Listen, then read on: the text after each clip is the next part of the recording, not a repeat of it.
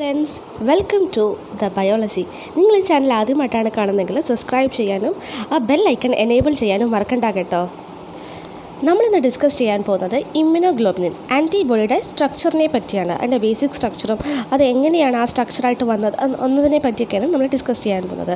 Immunoglobulin or antibody are glycoprotein produced by body against antigenic stimulus.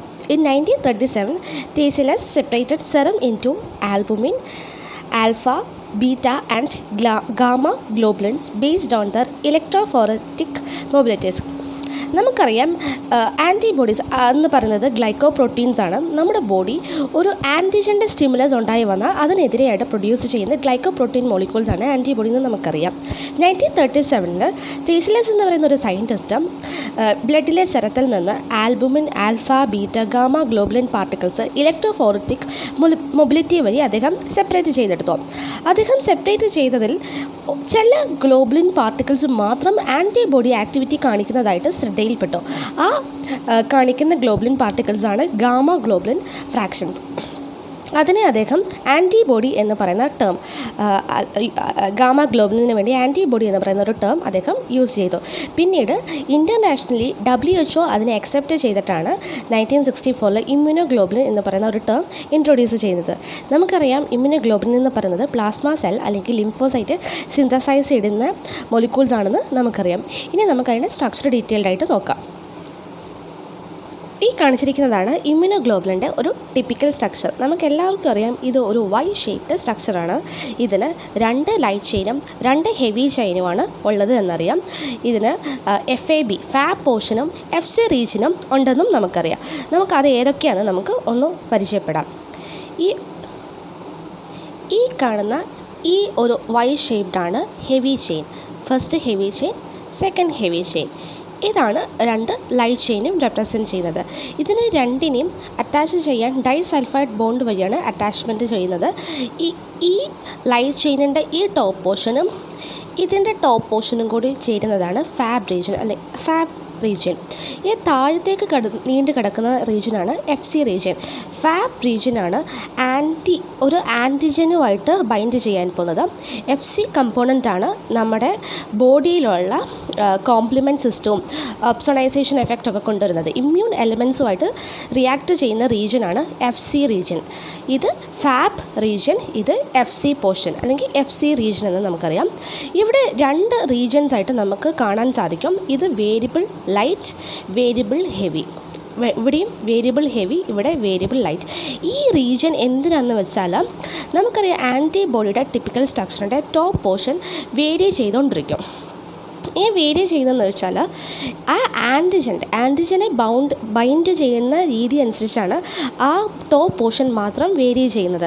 ഇപ്പോൾ ഒരു common called വരുമ്പോൾ അതിനെ bind ചെയ്യാൻ പറ്റുന്ന രീതിയിൽ നമുക്ക് വേറൊരു വൈറസ് അറ്റാക്ക് വന്നിട്ടുണ്ടെങ്കിൽ അതിന് ചെയ്യാൻ പറ്റില്ല. പല ടൈപ്പ് ഓഫ് ആൻറ്റിബോഡീസും നമ്മുടെ ബോഡിയിലുണ്ട്. അത് ഓരോ രീതിക്കനുസരിച്ചും ആ കറക്റ്റായിട്ട് എങ്ങനെ ആ ആൻറ്റിജനെ പോയി ബൈൻഡ് ചെയ്യണം അതനുസരിച്ച് പല ടൈപ്പ് ഓഫ് ആൻറ്റിബോഡീസും നമ്മുടെ ബോഡിയിലുണ്ട്. അപ്പോൾ ഈ വേരിയബിൾ ചെയിനിൻ്റെ പ്രത്യേകത ഉള്ളത് കൊണ്ടാണ് അതിന് പല രീതിയിൽ അല്ലെങ്കിൽ പലതിനെയും നമുക്ക് ബൈൻഡ് ചെയ്തിരിക്കാൻ പറ്റുന്നത്. ഈ വേരി റീജിയൻസ് അത് വേരി ചെയ്തുകൊണ്ടിരിക്കും. പേരിൽ തന്നെയുണ്ട് വേരി ചെയ്യുന്ന റീജിയൻസാണ്. ഹെവി ചെയിനിലും ഉണ്ട്, ലൈറ്റ് ചെയിനുണ്ട്. അത് വേരി ചെയ്തുകൊണ്ടിരിക്കും. അപ്പോൾ വേരി ചെയ്തിട്ടാണ് ഒരു ആൻറ്റിജൻ കയറി വരുമ്പം അതിനെ കറക്റ്റായിട്ട് പോയി ബൈൻഡ് ചെയ്യുന്നത്. പിന്നെ FC പോർഷനാണ് ബയോളജിക്കൽ ആക്ടിവിറ്റി കാണിക്കുന്നത്. ഈ ഫാബ് പോർഷൻ്റെ വേരി റീജിയൻ വന്ന് നമ്മുടെ ആൻറ്റിജനെ വന്ന് ബൈൻഡ് ചെയ്ത് കഴിയുമ്പോൾ ഈ വന്നിരിക്കുന്ന ആൻറ്റിജനെ ഈ FC പോർഷനുള്ള ഈ FC ഇമ്മ്യൂൺ എലമെൻസുമായിട്ട് ബൈൻഡ് ചെയ്യും. അങ്ങനെ ഇമ്മ്യൂൺ എലമെൻസ് ഇതിലേക്ക് വന്ന് ബൈൻഡ് ചെയ്ത് ഇവിടെ വന്നിട്ട് ബൈൻഡ് ചെയ്യുന്നതും ഇവിടെ വന്ന് ബൈൻഡ് ചെയ്ത ആ ആൻറ്റിജനും തമ്മിലുള്ള റിയാക്ഷൻ നടന്നിട്ടാണ് നമ്മുടെ ഇമ്മ്യൂൺ എലമെൻസ് ഇവിടെ വന്ന് ബൈൻഡ് ചെയ്തിരിക്കുന്ന ആൻറ്റിജനെ നശിപ്പിച്ച് കളയുന്നത്. പിന്നെ നമുക്കറിയാം ലൈറ്റ് ചെയിൻ എന്ന് പറയുന്നത് ചെറുതാണ്. ഏകദേശം 25,000 മോളിക്കുലർ വെയിറ്റ് പോളിപെപ്റ്റൈഡ് വെച്ചിട്ടാണ് ഉണ്ടാക്കുന്നത്. ഹെവി ചെയിൻ വലിയതാണ്, ഏകദേശം 50,000 മോളിക്കുലാർ വെയിറ്റ് ഉള്ള പോളിപെപ്റ്റൈഡ് വെച്ചിട്ടാണ് ഉണ്ടാക്കിയിരിക്കുന്നത്. കൂടാതെ തന്നെ ഇവർ തമ്മിൽ ബൈൻഡിങ് ഒക്കെ ഉണ്ട്. അപ്പോൾ നമുക്ക് എത്ര അമിനോ ആസിഡ് ഗ്രൂപ്പുകളാണ് ഈ ഒരു ആൻറ്റിബോഡിയുടെ സ്ട്രക്ചറിൽ കാണുന്നതൊക്കെ ഡീറ്റെയിൽഡ് ആയിട്ട് നമുക്ക് നോക്കാം. അപ്പോൾ സ്ട്രക്ചർ എല്ലാവർക്കും മനസ്സിലായെന്ന് വെച്ചാൽ ഈ കാണിച്ചിരിക്കുന്ന ഈ സൾഫൈഡ് ബോണ്ടും ഈ COOയും OO മൈനസും ഈ NH3+ ഒക്കെ ഇവിടെ ബൈൻഡ് ചെയ്തിരിക്കുന്ന അമിനോ ആസിഡ് ഗ്രൂപ്പ്സ് ഒക്കെയാണ്. ഇവിടെ ഒരു ഹിഞ്ച് റീജിയനും കൂടി നമുക്ക് കാണാൻ പറ്റും. ഇവിടെ ഒരു CHOയുടെ ബൈൻഡിങ് വരുന്നുണ്ട്, ഇവിടെ 2 സ്ഥലത്തും CH3യുടെ ബൈൻഡിങ് ഒക്കെ വരുന്നുണ്ട്. അപ്പം ഇതാണ് ഒന്ന് ഡീറ്റെയിൽഡ് ആയിട്ട് എഴുതിയ ഒരു ഇമ്യൂണോഗ്ലോബുലിൻ്റെ സ്ട്രക്ചർ എന്ന് പറയുന്നത്. ഇവിടെ ഞാൻ കാണിച്ചിട്ടുണ്ട് ഫാബ് പോർഷൻ FC റീജിയൻ അല്ലാതെ ആൻറ്റിജൻ ബൈൻഡിങ് ബയോളജിക്കൽ ആക്ടിവിറ്റി കാണിക്കുന്നതെന്ന് പറഞ്ഞു ഡിഫൈൻ ചെയ്തിട്ട് എഴുതിയിട്ടുണ്ട്. നമുക്കറിയാം ഹെവി ചെയിൻ പല ടൈപ്പുകളുണ്ട്. ഗാമ ഉണ്ട്, ബീറ്റ ഉണ്ട്, ആൽഫ ഉണ്ട്, അങ്ങനെ പല ടൈപ്പ് ഓഫ് ഹെവി ചെയിൻസ് ഉണ്ട്. അപ്പോൾ ഈ ഹെവി ചെയിനിൻ്റെ രീതി അനുസരിച്ചിട്ടാണ് നമ്മൾ ഇമ്യൂണോഗ്ലോബിൻ ക്ലാസ്സസ് ഒക്കെ ഡിഫൈൻ ചെയ്തത്. അപ്പോൾ അതുകൊണ്ടാണ് ഈ ഹെവി ചെയിൻ ഇത്ര ടൈപ്പ് ഉണ്ടെന്നും കൂടി ഇവിടെ മെൻഷൻ ചെയ്തിരിക്കുന്നത്. ഇനി നമുക്ക് ഡീറ്റെയിൽഡ് ആയിട്ട് ഇമ്യൂണോഗ്ലോബിൻ സ്ട്രക്ചർ ഒന്ന് നോക്കാം.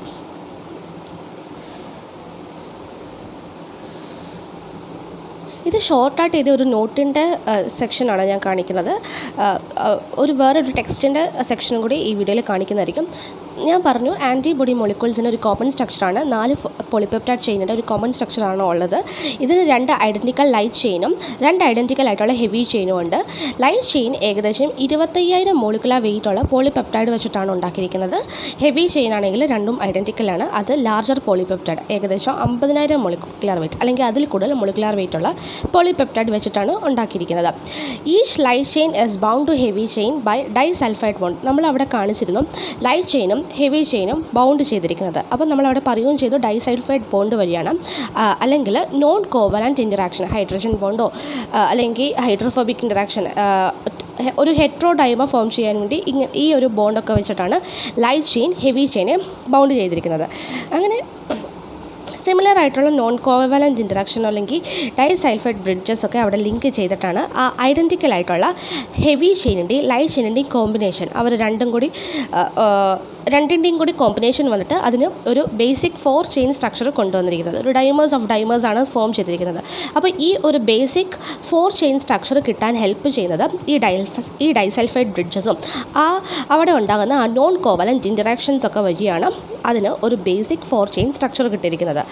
ആദ്യത്തെ 110 അല്ലെങ്കിൽ അമിനോ ആസിഡ് എന്ന് പറയുന്നത് ടെർമിനൽ റീജിയൻ ആയിരിക്കും. നമ്മൾ കാണിച്ചു വേരിയബിൾ റീജിയനുണ്ട്, ടെർമിനൽ റീജിയനുണ്ട്, ആ ലൈറ്റ് ചെയിനും ഹെവി ചെയിനും. അപ്പം ഇതെന്ന് പറയുന്നത് ടെർമിനൽ റീജിയൻ എന്ന് പറയുന്നത് ആ ടോപ്പിലുള്ള ആ വേരിയബിൾ റീജിയനെയാണ് നമ്മൾ ടെർമിനൽ റീജിയൻ എന്ന് പറയുന്നത്.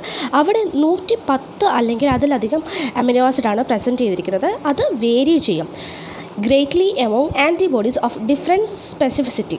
അപ്പോൾ പല ആൻറ്റിബോഡീസ് അതായത് നമ്മുടെ ആൻറ്റിജൻ വന്ന് ബൈൻഡ് ചെയ്യുന്ന സ്ഥലമാണ് വേരിയബിൾ റീജിയൻ എന്ന് പറഞ്ഞു. അപ്പോൾ അവിടെ ആൻറ്റിബോഡി സ്പെസിഫിസിറ്റി കാണിക്കാൻ വേണ്ടിയാണ് ആ റീജിയൻ വേരി ചെയ്യുന്നത്.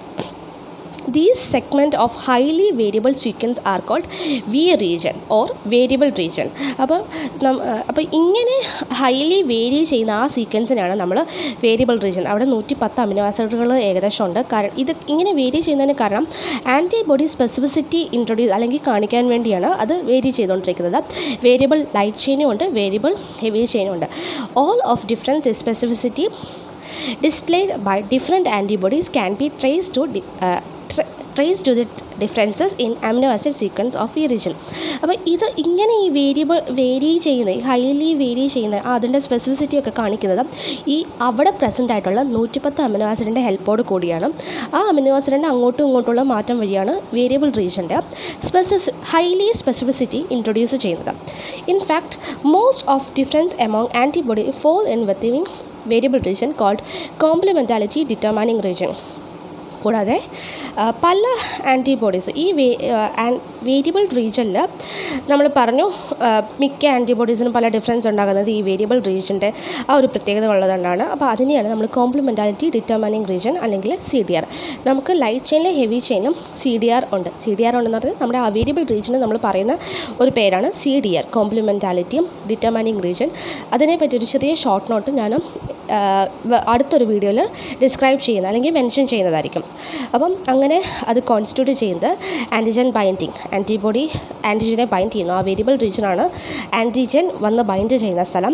വിത്തിൻ ദ സെയിം നമുക്ക് അതേ തന്നെ നമുക്ക് ആൻറ്റിജൻ മാത്രം വന്ന് ബൈൻഡ് ചെയ്താൽ പോയാൽ അതിനെ ആ പറയുന്ന പോർഷനെയാണ് നമ്മൾ ഫാബ് പോർഷൻ എന്ന് നമ്മൾ മെൻഷൻ ചെയ്തിരുന്നു സ്ട്രക്ചറായിട്ട് പറഞ്ഞപ്പം. Within the same antibody classes far fewer difference are seen when one compare sequence throughout the rest of the molecule. The region of relatively constant sequence beyond the variable chain are called C region. നമ്മളിപ്പോൾ variable റീജിയൻ്റെ തൊട്ട് താഴെ C region എന്നും പറഞ്ഞു. ഈ C region എന്ന് പറയുന്നത് constant sequence ആണ്.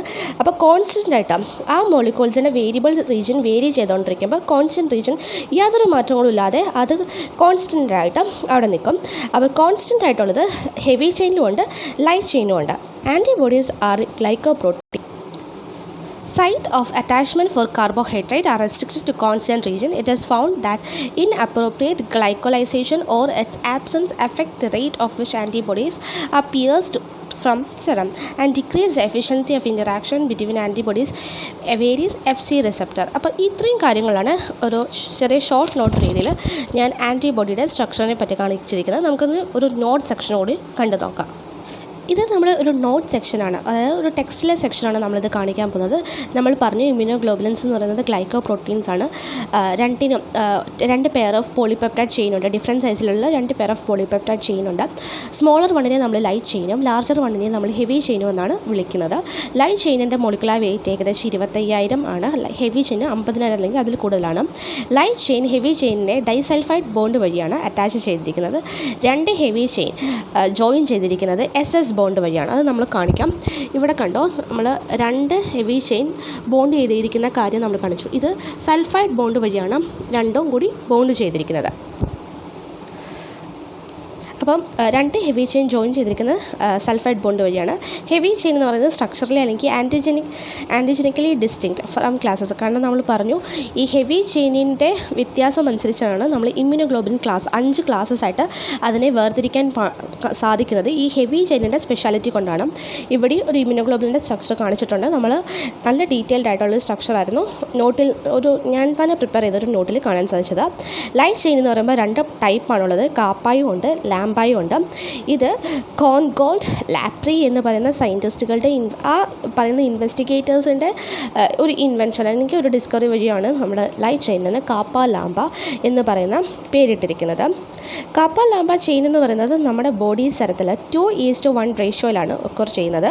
നമുക്കറിയാം 4 ചെയിൻ എന്ന് പറയുന്ന ഒരു ജോയിൻ്റ്, അതൊന്നൊരു വൈ ഷേപ്ഡ്, ഒരു കുറച്ച് ഫ്ലെക്സിബിൾ ആയിട്ടുള്ള ഒരു വൈ ഷേപ്ഡ് സ്ട്രക്ചറാണ്. 2 പാർട്സ് ഉണ്ട്, ഫാബ് പോർഷനും ഉണ്ട്, FC റീജിയനും ഉണ്ട്. F എന്ന് പറയുന്നത് നമ്മൾ റെപ്രസെൻറ്റ് ചെയ്യുന്നത് ഫ്രാഗ്മെൻ്റ് ആണ്. AB എന്ന് പറയുന്നത് ആൻറ്റിജൻ ബൈൻഡിങ്. അപ്പോൾ ഫ്രാഗ്മെൻറ്റ് ആൻറ്റിജൻ ബൈൻഡിങ് റീജിയൻ, അതായത് ആൻറ്റിജൻ വന്ന് ബൈൻഡ് ചെയ്യുന്ന റീജിയൻ. മറ്റേന്ന് പറയുന്നത് FC region. FC region C represent ചെയ്യുന്നത് fragment ക്രിസ്റ്റലൈസബിൾ region.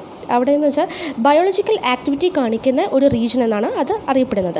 FC portion important റോളാണ് പ്ലേ ചെയ്യുന്നത്. കാരണം ഇത് ഒരു റിസപ്റ്റർ ബൈൻഡിങ് പോർഷനായിട്ടാണ് ആക്ട് ചെയ്യുന്നത്.